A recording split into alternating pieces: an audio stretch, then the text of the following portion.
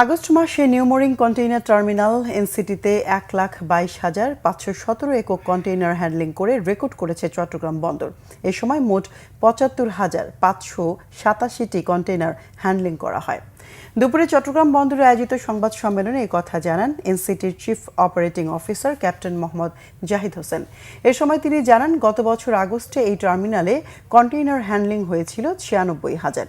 সেই হিসেবে গত বছরের আগস্টের তুলনায় কন্টেইনার হ্যান্ডলিং বেড়েছে প্রায় ২৭.৬%।